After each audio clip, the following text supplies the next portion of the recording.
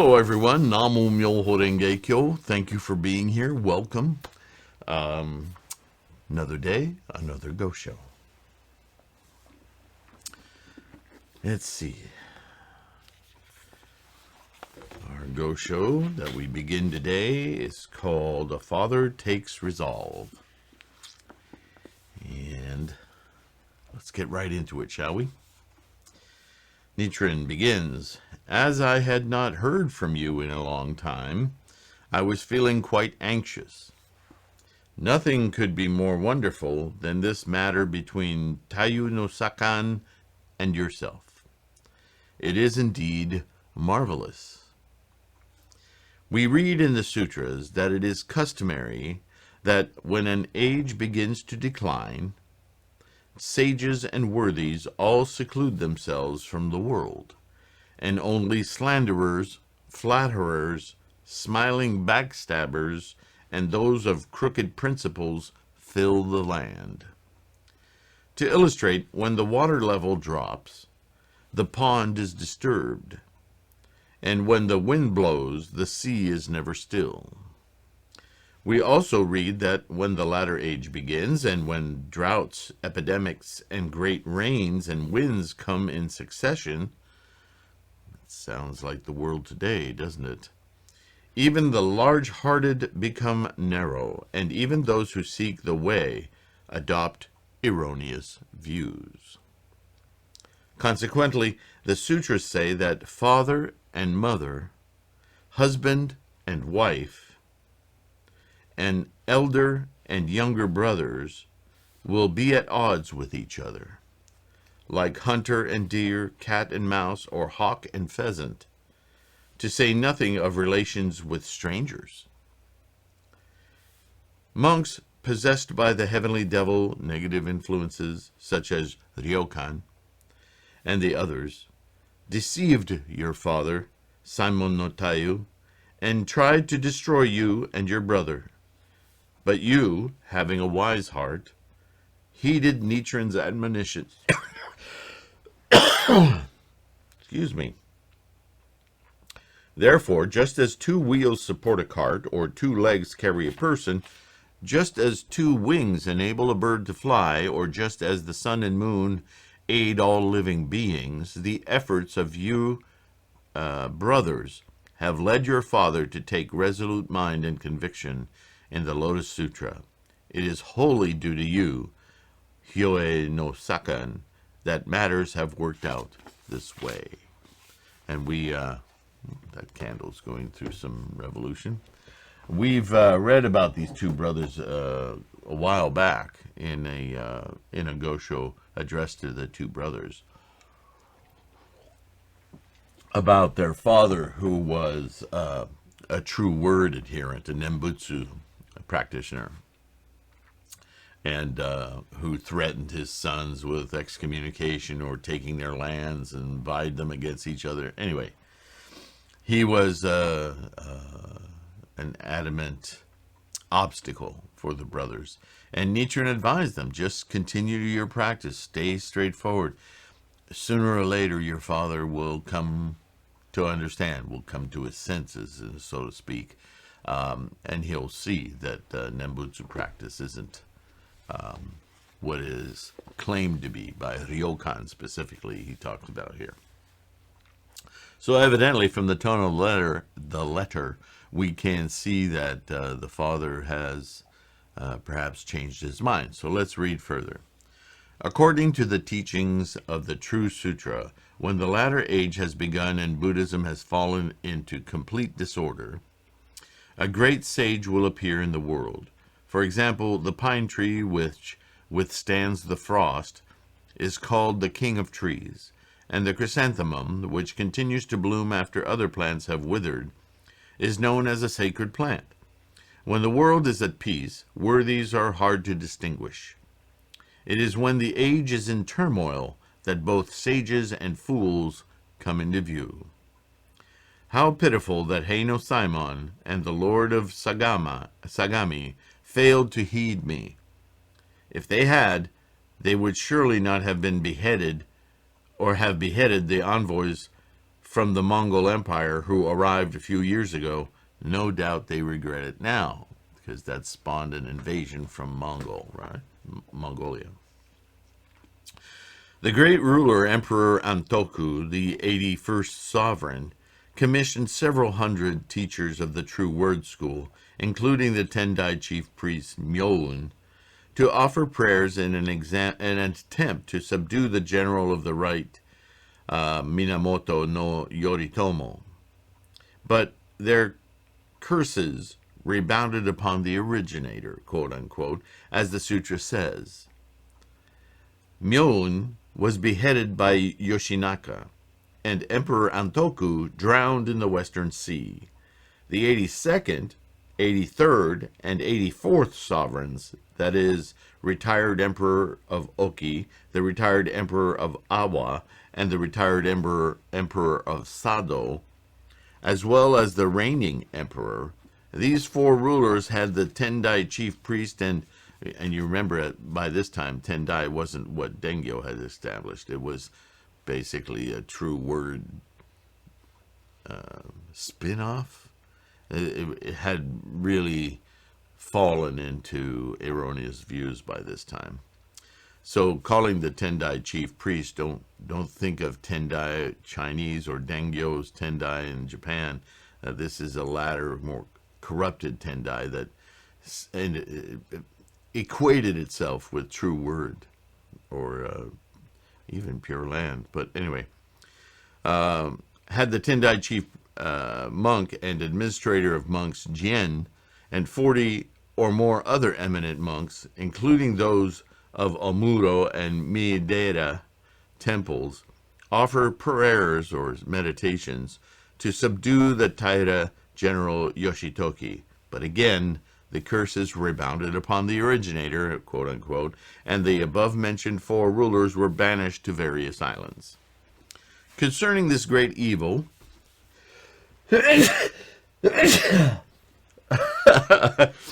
everything's working.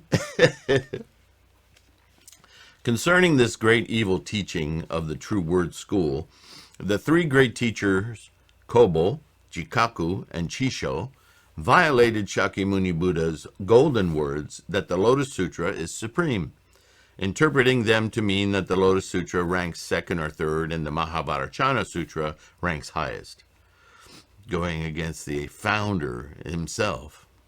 Anyway, because the rulers put their trust in these distorted views, they destroyed both the nation and themselves in this life and are destined to fall into the hell of incessant suffering in the next. This next special meditation ritual will be the third.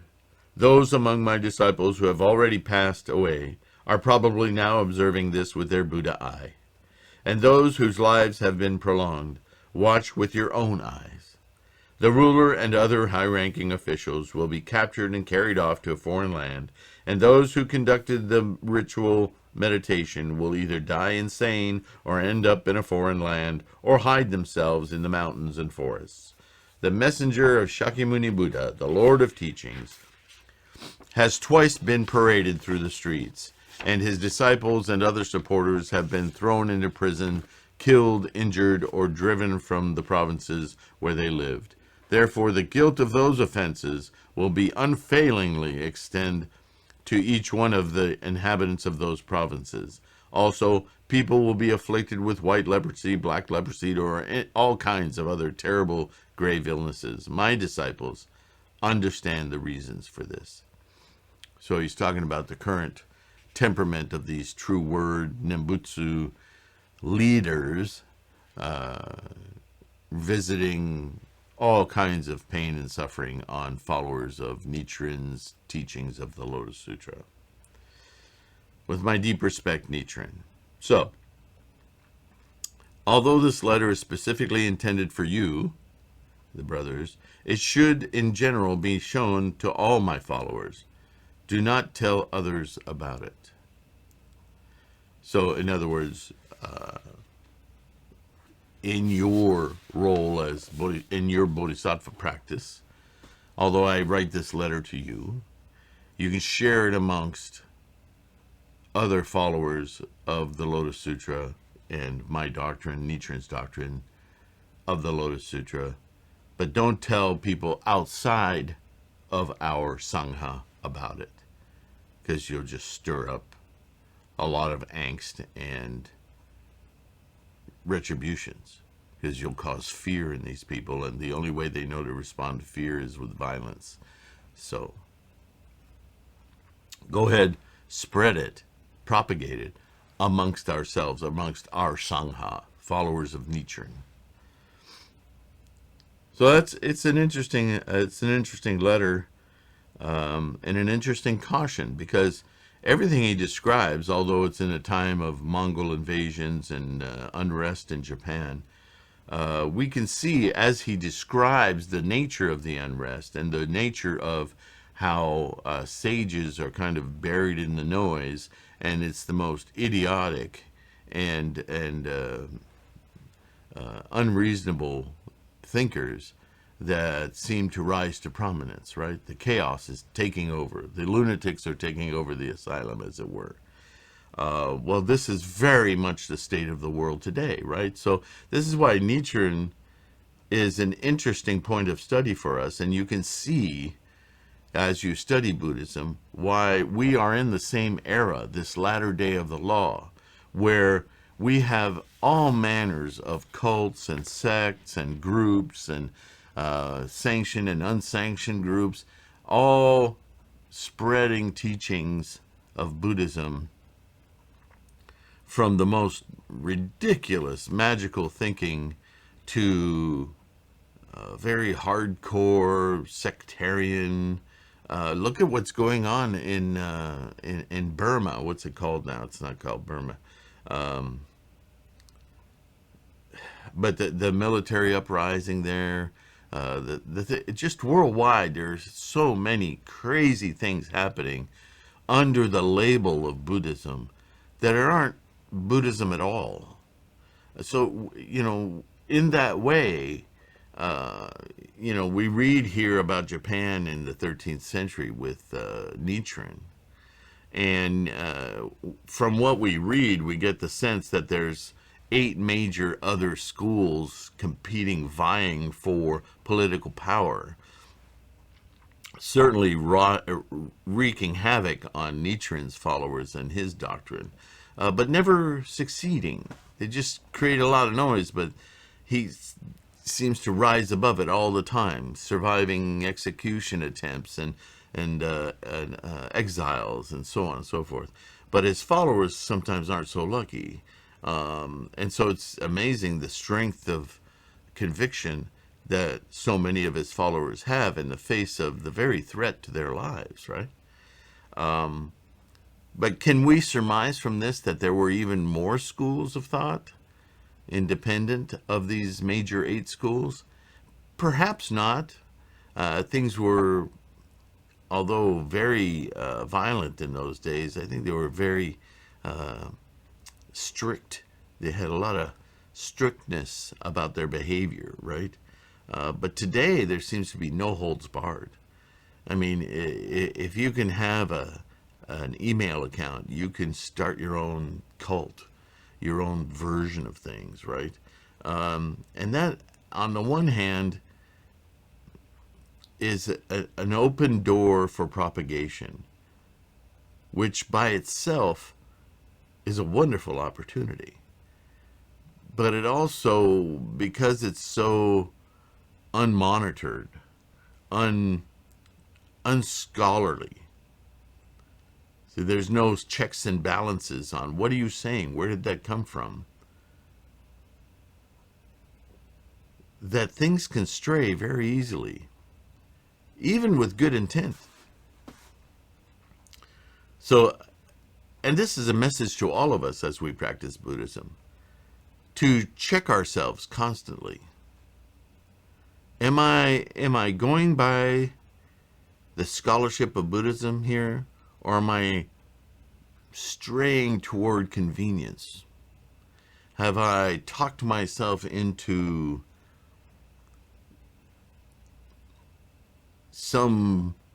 something that attracts me more while eschewing the stuff that I'm not as comfortable with.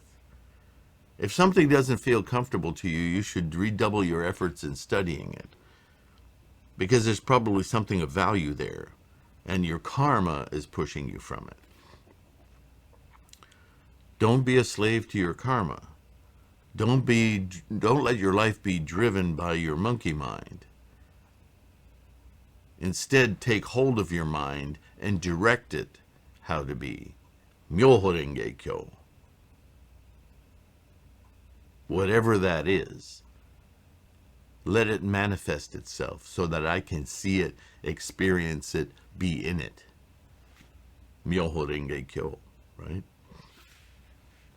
All right, well, that's another short one.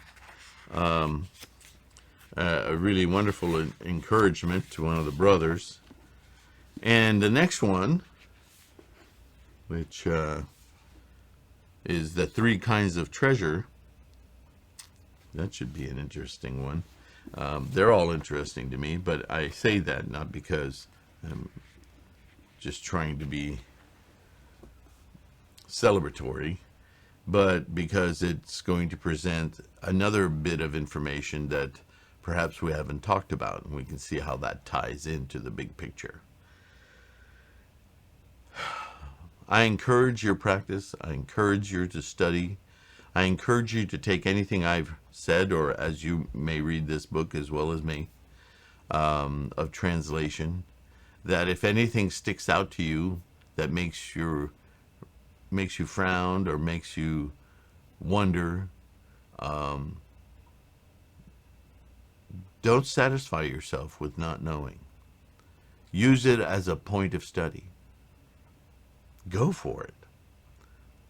See all the idiotic points of views along with the most meaningful points of views, and you will shake through them, and you will find that the truth will bear out. It will stand out. It will make sense. It will fit within the scholarship of Buddhism. You'll find it. However you find it is your path. It's your way. Even if it takes you to really bizarre things, you'll see they're bizarre. And for whatever reason, that's something that you, karmically, will have to see as an outlier in order to not narrow, but to focus your path to your Buddha, your Buddhahood, your Buddha-ness. We all have our specific little paths. They're not little, but they're little differences that make them very unique to you and you and you and me. So my whole purpose here is to help expose you to a lot of insights that I've had in a very conversational manner, so that you may pick up your own insights from listening to me talk about them. And I'm centering everything I talk about on actual writings and translations of writings from the Buddhist canon. So I'm not just sitting here making up stories myself, although I often do that as analogies, like the Dragon King's daughter. A lot sutras and stories abound in Buddhism because they're all analogous to states of mind. Buddhism is about the mind, about attitude and intent, how we form those attitudes, and how we direct our intent. This is why we chant Namo Myoho Renge Kyo, because we're directing our intent to our Buddha-ness, right? So this tracks throughout Buddhism. And all the stories of Buddhism are mental exercises to realize the potentials that all of us have within our own samsaric reality, and how all of those has their own myriad paths to Buddhahood. That's all of scholarship of Buddhism. So no, did there exist a daughter of a dragon that we read about through several sutras, not just the Lotus? The important point in the Lotus Sutra is that she, being a emanation of Shakyamuni's mind, imagination, a point of discussion for possibilities in the world, is a female. That's the point. Not that she's the daughter of a dragon, but that, or a dragon king, right? King of dragons, but that she is a woman, a female. And only, I might remind you, in the Lotus, in this ultimate teachings of Shakyamuni, does he graphically display in words how a woman can attain instant, immediate enlightenment and Buddhahood just as easily, quote unquote, as any man. Stop and realize how incredibly revolutionary that is. 2,700 or so years ago. Even today, are women equal to men? Do we think of them as equals? Do we equate man-woman as just a difference of genitals? No. Women is still in many ways, and certainly in explicit ways throughout the country, or not the country, the world, in different countries, are actual possessions, like cattle. The fact that Shakyamuni Buddha says that they can attain immediate perfect enlightenment, you don't think he shocked a lot of people in his day? To a lot of people, that's shocking today, right now. That's the point of that story. That she's female, and yet can realize Buddhahood in an instant. Yeah, there's the whole story about how she gives a jewel to Shakyamuni Buddha. It's all storytelling, like Goldilocks. Right? She did the ultimate thing. She, as a woman, took something that she was attached to as a valuable thing and easily gave it over to Buddhahood. Because whatever value she sensed from this jewel was nothing compared to enlightenment. Yeah, take it. I don't need that. What I need is enlightenment. Yeah, just like all of us. Thanks for watching. Thanks for being here. I hope to see you in the next one. Keep your practice strong. Study. Do your own independent study.